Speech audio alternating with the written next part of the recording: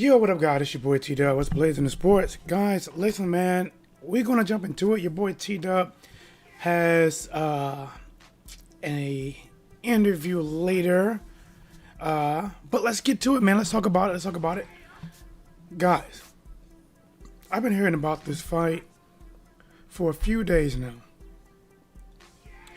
Jermall Charlo taking on David Benavidez. Listen. When I first heard of it, I'm like, huh? Them two? I gotta be honest. The fight kind of caught me off guard because I didn't think about them two fighting because they're in two different weight classes. I watched, Jermall move up from 154 to 160. But then when I think about this fight and I think about how these two individuals fight, what their intention is to come into the ring, like, I am willing to say that this fight might be, if it can happen, the best kept secret. This could be one of the best fights and not one of the biggest fights financially, if you get what I mean. Like, boxing fans like you and I, or if you're new, let me educate you, right? You got David Benavidez, young guy. I don't know if he's Mexican American or just Mexican. I'm not sure. 23 years old, and I'm talking about for 168. He has to reach. He has the power. He has the thud. He comes forward. He has good speed and good combinations. He's trying to get you out of there. And even when you're landing shots on David, he smiles like it's just fueling his testosterone. And then you got Jermall Charlo. Jermall, like, from 154, laying people to canvas, right? 154, bow, wow, right? 160, bow, wow, right? And, he was not able to get the fights that he actually wants. At 154, I think, I think he left 154 a little bit prematurely, but I got it. He went to 160. I think he was trying to get that Canelo fight at 160, right? He's at 160. He's trying to fight Triple G. Can't get Triple G in the ring to save his damn life, right? Not sure what's going on with him and Demetrius Andrade. And then we get here, right? We get here. How did we get here? Think about this, right? This is the kahunas. This is the soldier, the warrior, the man, the seek and destroy. I am with the smoke. I'm so with the smoke. I'm the creator of the smoke, right? I put the smoke in the air. Jermall Charlo is in a weight division lower than David Benavidez.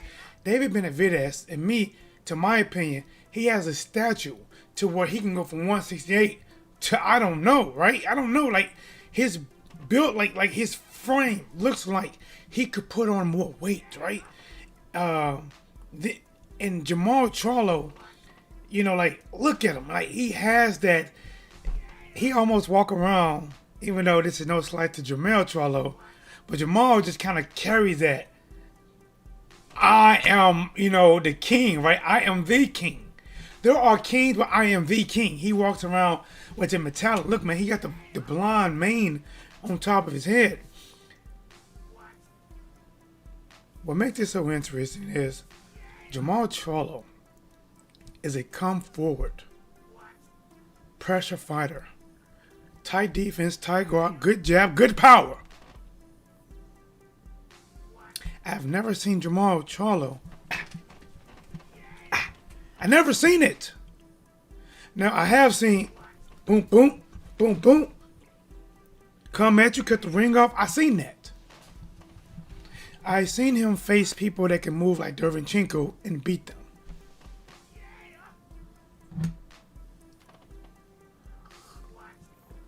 David Benavidez. He doesn't run.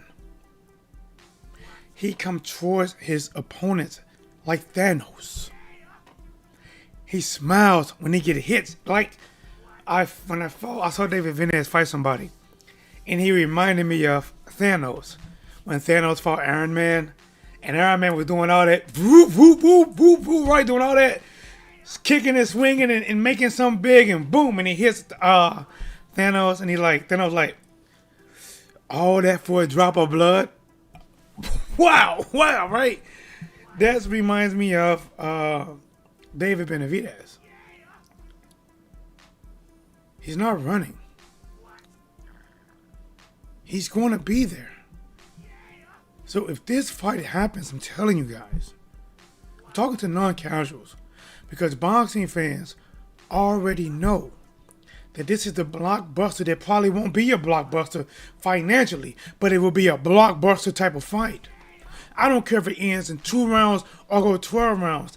The potential of something, I'm telling you right now, they are the winner or the loser or both. They are leaving with migraines after this. F a headache. They are leaving with migraines. The winner will leave with a migraine. He will celebrate. He will go to the back and just ask for some Excedrin or something, because things are going to be hurting. Both fighters are promising a knockout. Jermall Charlo, which is why I call this guy a true warrior, right? A true warrior. He's not saying, listen, I go to 168, fight you at 168, and still be champion and not risk my 160.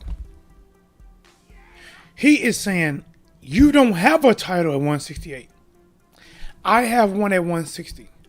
I'm not asking you to come down to 160. I will come up to 168 and fight you at 168. And guess what? I will put my title on the line. Now, we don't know if the sanctioning body is going to be okay with this. We don't know that. We don't know.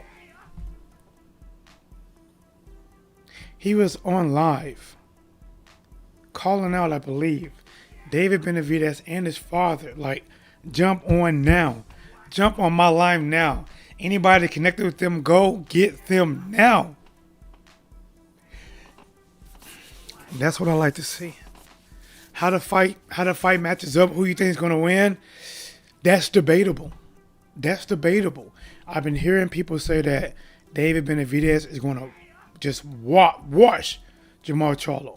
And I've been hearing the other side that people say Jermall Charlo, that he's too much skills and he's too technical with his defense. He's going to break Benavidez down. I heard it, but I'm just being honest with you. I will pick a winner when the time comes. But right now, I'm just enjoying the fact that we could be getting something of this magnitude. This is a good fight. Who would you be picking? Who would you be picking? Because Jermall Charlo don't run. David Benavidez don't run. But David Benavidez does have some advantages. Reach. Possibly speed. Height. And natural size. That is a lot. That's a lot. Jermall Charlo might be a little bit more technical sound. Very headstrong. Better defense. Headstrong is debatable between the two. Better defense. Maybe technical. Jermall. But I want to see this. I want to see this now. I want to see this now. You let me know your thoughts on that as I jump to the second topic. Guys, welcome to the channel. This is T-Doubles Blazing Sports. Of course, yes, I am back at it, like a crack at it, live in person, giving you boxing geekers this word. Guys, listen, I got the What's Blazing Sports hoodie on. Support the channel. Support the grind. And also, if you get a chance to, hit the Cash App. Cash App What's Blazing. I appreciate it. So my little ones, let's help the channel grow. All right. So there was talks about Floyd Mayweather fighting Logan Paul. Then some kind of way the fight got canceled. Now they're talking about Floyd Mayweather saying, listen, if I fight 50 Cent, I'm not giving him a cut. Winner takes all. Some people don't understand why he would do this. Why would he give Jake Paul a cut and not give 50 Cent a cut? Here's my thoughts on that. If it happens, I think he valued 1.50 Cent was actually his friend. And when 50 Cent came out and was talking about his reading and hit him personally, when you have a friend do that to you, it kind of cuts you deeper than a stranger, right? It kind of cuts you deeper because this is somebody who you let inside your home, inside your house, inside your heart. A friend, you done things with him. He walked to rings with you. You got him into places. You guys go different ways for whatever reason. And now he's publicly humiliating you about reading. And everybody's laughing at you like Kerry. They're all going to laugh at you. They're all going to laugh at you. So that would be my only reason why he would not want to do a cut with 50. Because he doesn't want him to profit from it if he beats him. Outside of Logan Paul, guys, this is the kicker, right? Jake Paul, who is probably a bigger shit talker than Logan Paul, probably most likely. Jake Paul said, listen, I rejected Floyd Mayweather's offer. If Floyd Mayweather wants to fight me, it has to be, matter of fact, let me pull up. I want to make sure I'm quoting this right. Let me make sure I'm quoting this right. Hold on, we're going to do this right. Hold on. I want to quote this right. All right, here we go. Here we go. Jake Paul rejects Mayweather exhibition offer. He wants a real fight with 50-50 split. What in the audacity? In the good loving holy smokes would give Jake Paul the even thought that he can really demand boxing terms to Floyd. 50-50 split. Not an exhibition. I wanted to go on your permanent record.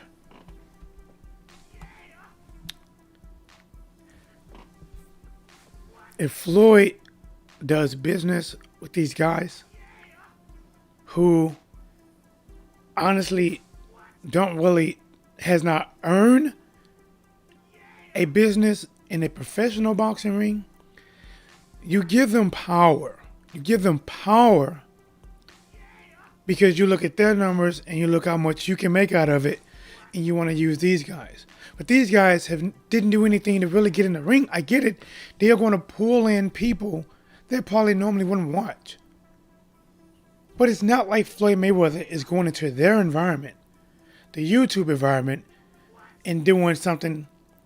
They are coming into his domain to where when people talk about boxing, when you name, okay, give me 5 boxers. It's Ali, Mike Tyson, Floyd Mayweather. That's probably your 3 off top. Ali, Mike Tyson, Floyd Mayweather. And then once they think they can name off a few more people.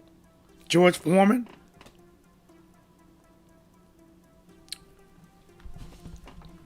So, Floyd Mayweather is no way going to have this fight with Jake Paul. He is no way. Floyd Mayweather didn't even give Manny Pacquiao a 50-50 split. Why? Think about the demands. See, Floyd trying to keep it exhibition because if it turns pro, it's only going to make Floyd look horrible. So think about it. They gave Floyd so much shit for fighting Conor McGregor. Manny Pacquiao even gave Floyd Mayweather so much shit for fighting Conor McGregor. Even said something along the line that he disrespecting the sport. Even though years later, now Pacquiao wants to fight Conor McGregor, or did want to fight him before he lost. Back then, they gave him shit. So what do you think they're going to do if Floyd Mayweather fights a YouTuber professionally for his 51st fight? They're going to shit on him like a brand new Kamo. that nobody never used. They're going to take one of those massive, non-stop pumping shits. What a Magic Man. Salute, champ. What's going on, bro?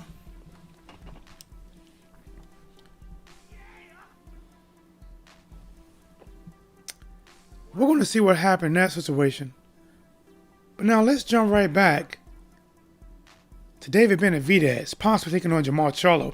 And guys, here is something crazy that I have heard. I need to confirm for myself, but it's what I heard. I gotta watch the clock too. I got some business coming up. I heard that Jermall Charlo is being denied the IBF title because they believe, the IBF believe, that there was foul play. There was some staging, a stage, a rigged fight when he fought what's his name? Damn it. You know what I'm talking about.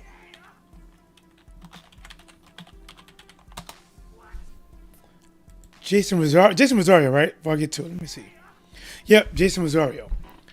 So I remember this fight, right? I remember this fight. I did a video about comparing the Jermall Charlo punch to when Van Damme in Bloodsport, when he hit the big Asian guy in the stomach, like, Jermall Charlo was winning this fight, I think kind of easy.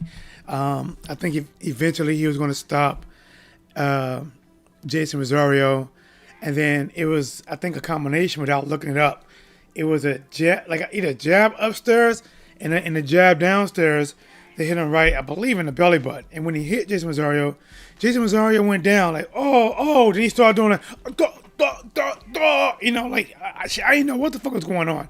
I thought Sang Song came over and like, your soul is mine, right? And he trying to soul leaving his body and shit. I didn't know what was going on. But here's the thing, right? Here's the thing. Why would the IBF be denying to give the belt to Jermall Charlo? It's not like Jermall Charlo was pulling punches in that fight. It's not like Jermall Charlo wasn't trying to win. Now, whatever Jason Rosario did, because we have seen many times that people find a way out. If they're losing the fight, they don't want to get beat, or they hit with a clean shot, people find a way out. For example, Victor Ortiz quit against Marcus Maidana. Did they shit on Marcus Maidana because Victor Ortiz quit? No, they didn't do such things. When Victor Ortiz fought Andre Berto in the second fight, Berto, I think, dropped him twice. Victor Ortiz was trying to stay down. He heard the referee say 9, right? So he started trying to stand up. In my opinion, hoping not to beat the count. And it sounded like before he was all the way up, the ref said 10. But the ref, I think he did say 10. He didn't stop it. He asked Victor, you want to fight? You want to continue? You want to continue? Victor like, motherfucker, you should have stopped that fight. What are you doing? Floyd already ruined his legacy in that 50th fight.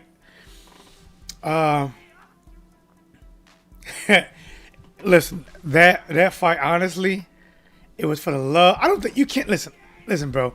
You cannot ruin your legacy in one fight. You can't do it. You can't do it. And if you're going to say that, are you going to condemn Manny Pacquiao for wanting to fight the same guy?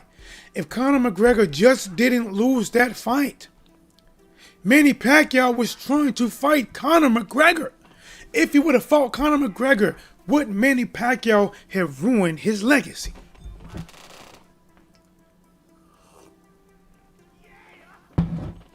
Smash the like button, guys. I appreciate it. Guys, share the video, man. Let's get the likes up. Let's get the subscribers up. If you got some boxing friends, tell them, say, hey, man, I got a cool boxing channel. Takes your opinion, as long as you're respectful with it. Smash the like button, subscribe. Throw a couple of logs in the fire, get the blaze going. Let's get it. So, I don't get this. I don't get this by the IBF, right? Think about this, right? I immediately thought about, wait a minute. So, because Jason Rosario got hit in the stomach, went to flopping like a fish out of water, like having a seizure.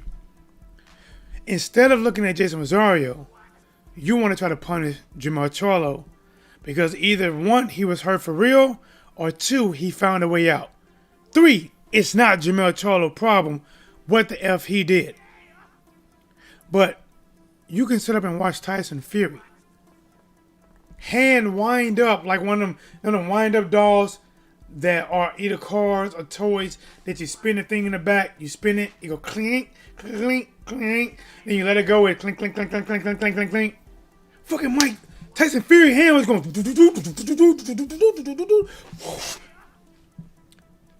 That's not cheating, that's not this, you guys are delusional, you guys are seeing things.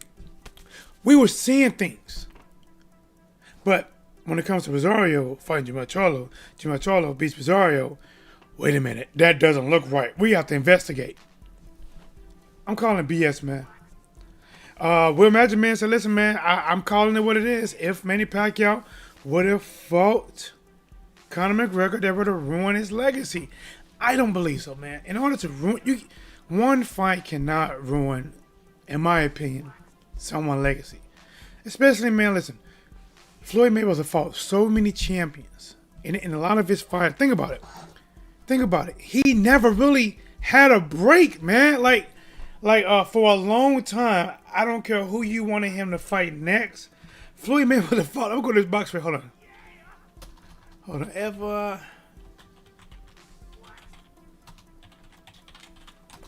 Floyd Mayweather fought a lot of good people, right? In a row. A lot of champions, no matter what you thought, right? He was fighting these, like think about this, right? I'm just going to go through some of the people, right? And remember this. When Floyd Mayweather fought these people, it was damn near 9 out of 10 times. Almost, I think Zab Judah wasn't. But almost 9 out of 10, they were coming off of a win. And not just a win, but probably the biggest win in their career, or at least at that moment, right? So think about the people he fought, man. Zab Judah, right? He fought Carlos Baltimore because Carlos Baltimore beat Zab Judah. That's why he fought him, beat him easy. Oscar De La Hoya, Ricky Hatton, Juan Manuel Marquez, Shane Mosley, Victor Ortiz, Miguel Cotto, Robert Guerrero, Canelo Alvarez, Marcus Maidana, Manny Pacquiao, Andre Berto, and then McGregor. Come on, man. Listen, bro. How can you not throw the man a bone, right? Listen, like for a lot of these other fighters, if they fight two big fights in a row, they sometimes are allowed to fight somebody in the top 10. Think about it. They can fight somebody in the top 10 as a mandatory, and then they got to fight before they do some fight that they want. He has been, these guys was coming off of big wins. Miguel Cotto, big win. Victor Ortiz, big win. Robert Guerrero, coming off a big win over Berto. Canelo Alvarez, Marcus Maidana, Adrian Broner. The rematch, he was coming off a loss against Floyd. God, listen, man, I can't be mad at that fight. I can't be mad. Do you know that McGregor has a brand of Irish whiskey named after him? I thought it was proper number 12 whiskey founded by. Yeah, I heard of proper number 12, but how is that? Does he call himself proper number 12? I do know that. But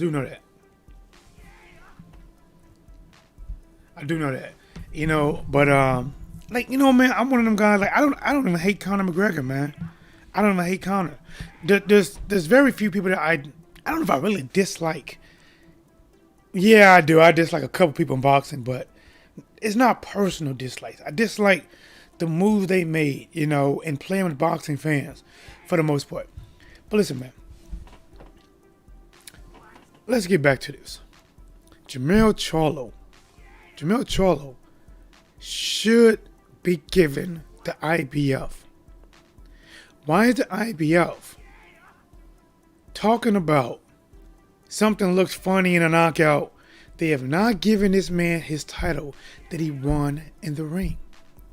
I can see if Jermall Charlo wasn't trying to fight, wasn't doing that. I can see if it was staged, they coming together like WWE. Boom! Hey, I'm about to throw you to the ropes. I met you the two-piece combination, and you go down. I can see if they call something like that. I can see, but they did not see anything like that. Jermall Charlo was going for the gusto. He had a chance to unify, and he wanted to, and he did. Jason Rosario was a young, thudding young fighter. Damn good counterpuncher, too. I thought he was, especially against J-Rock. Good power. But he was getting outboxed, outgunned, outbanged by the better man. And when he knocked him out with the jab, buster jab to the body, Jason Rosario falls and hit the ground. You know, looked like his guardian angel was carrying his soul out of his body like, you're done, young man. Come on. Come to heaven. I don't know. But whatever made Jason Rosario do that, maybe he was in some kind of pain. Maybe he wanted to find a way out. But it doesn't matter. We seen fighters quit. We seen. So when Miguel Cotto was getting beat up by Manny Pacquiao, and he took a goddamn knee, right? We seen this. When Andre Ward, who was that Andre Ward fought when he took a knee to? Let me see. Because it was a light heavyweight came down from light heavyweight came down to middleweight, right? Was it middleweight or super middleweight? Andre Ward. What is his name? How come I can't think of it right now? What is his name? Chad Dawson. Chad Dawson, he found a way out. He took a knee. He found a way out. But did nobody question the titles? Nobody question anything. But all of a sudden, Jason Rosario get hit with a real punch. He goes down, and now all of a sudden, my thing is, how is the IBF is going to investigate this? What they gonna do?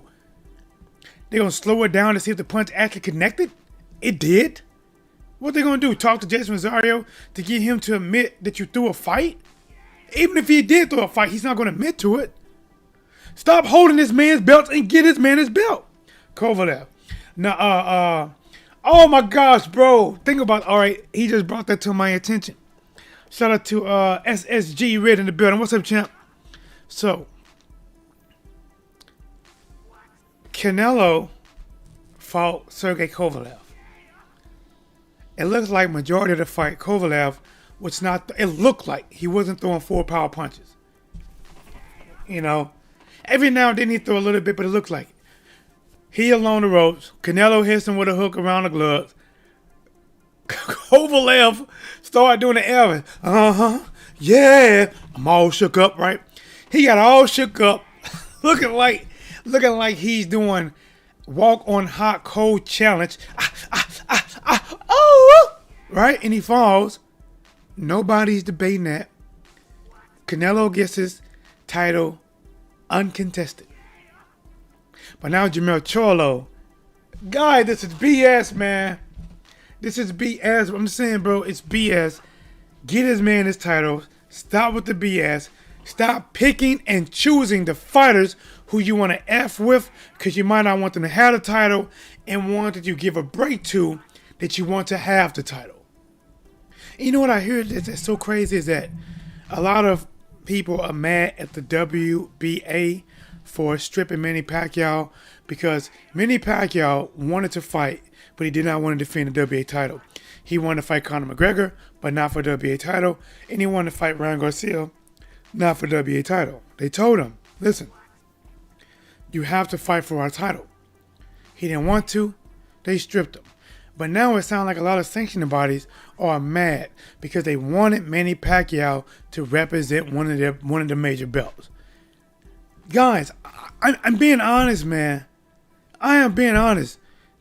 This looks like clear-cut and day what they're doing and why they're doing it and what they're looking at to make these judgments.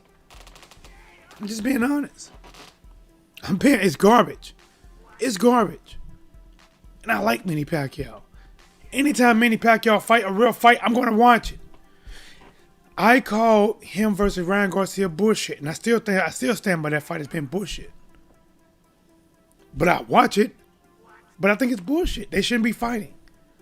It should. Once an exhibition, now it's going to be a real fight. I don't know what it's going to be. Ain't no belt on the line. Ryan Garcia don't have a belt. Pacquiao don't have a real belt. WCB gonna make up the black and gold green unicycle cyclist belt. They're gonna make up something. I don't know. You should be a singer, bro. No, I can't sing at all, man. I can't sing at all, bro. Listen, man. As many of you guys don't know, I have had vocal cord surgery. The issue is back. I'm having trouble really getting anything done on it. My voice goes out a lot. I mean, a lot. What you guys hear right now, this is not how I normally sound when I don't have issues. But I've been having issues for so long, maybe 2 or 3 years, for so long, that this is the only voice some of you guys know. You've seen it get worse before. But listen, man. Let's jump back at it, right? Smash the like button. I appreciate it. You can be anywhere in the world, but you're right here with your boy T-Dub. I appreciate it. So, Jermall Charlo, David Benavidez. That right there makes the blood boil in a good way for fight fans. That right there are for people that remember the gladiator days. You know, of 2 men. This is like 2 men enter, 1 man leaves. Jermall Charlo is not finna pick up a stick and move style. It's not. David Benavidez is not about to pick up a stick and move style. He's just not. There is going to be some banging, guys. This right here, I'm telling you, from second 1, don't blink, don't close your eyes, don't turn your head. Every second, even when they're not throwing, the anticipation of when they do throw is going to have you eating popcorn. Because every time, listen, Jermall Charlo is one of them guys that he don't believe in a soft punch, right? He's not a soft touch. He's a boom, boom, boom, boom, right? He's trying to, if he could, he would want to wilder your ass. He wants to. Good fundamentals, good tight guard, good high guard, good left hook, good right hand, good timing. Big Charlo, what they call him, right? Going to be a slugfest, man. Listen. But David Benavidez is bigger than Jermall. Taller, more reach, probably more speed. 23. And they both are talking about they want to fight. David Benavidez like, make the date. September, make the date. Benavidez wants this fight for real. Jermall Charlo said, listen, I want this fight for real. They want to make this fight happen. Jermall Charlo said, listen, I will put my 160-pound title on the line for this fight.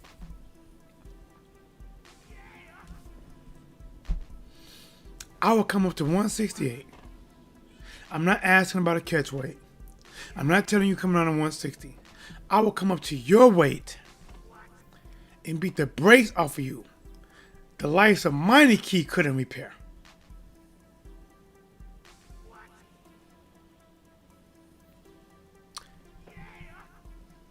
This, honestly, for what I believe would be in the ring, is a pay-per-view worthy fight. But because each fighter hasn't grown in popularity like that, it won't be a pay-per-view type of fight. So for fans, it's a win for us. This fight could actually be on regular PBC. Unless he does it with his brother again. A double hitter. Jermall Charlo. Hey, imagine Jermall Charlo taking on David Benavidez in May or September. It doesn't matter. Matter of fact, let's say they do it in September, right? It's a Day of the Dead. They do it on a Day of the Dead. And then they put Jermall Charlo fighting somebody. Listen, man, that pay-per-view, I like that. And I think even though David Benavidez is young, I think his people, his country, will rally behind him because of his style, because he goes for the knockout, because he comes forward, because when he gets hit, it feeds his fuel. It's going to be a slugfest. Guys, let me get ready for my meeting. I appreciate you guys. Subscribe to the channel. You want to donate? I would appreciate it. I prefer Cash Out more. Super chat if you want. Just make sure I didn't miss anybody. You know, I really hate missing people. Till next time, guys, make sure you hit the notification bell so when I go live and I'm talking this smoke that's unedited, uncut, I'm back at it like a crack at it, giving you boxing geeks this work, you won't miss a moment of it. Notification bell, subscribe, like, share. Until next time, here is What's Blazing the Sports, and I'm out.